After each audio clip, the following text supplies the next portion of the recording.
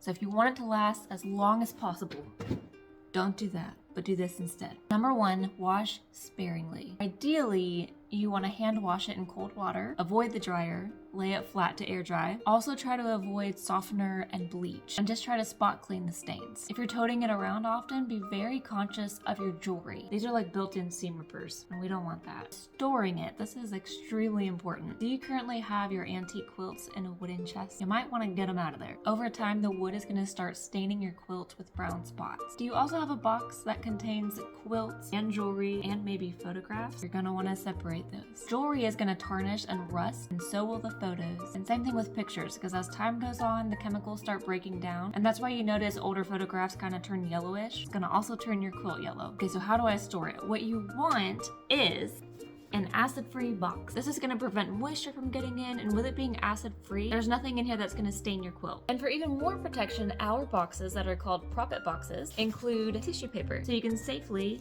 separate your quilts. And the very last tip is to avoid putting them in your basement or your attic. Both places have issues accumulating dampness and have a lot of humidity fluctuations, which is going to damage your quilt. I absolutely love finding quilts at antique stores, and I really want to make sure that yours last long enough to be passed down from generations too.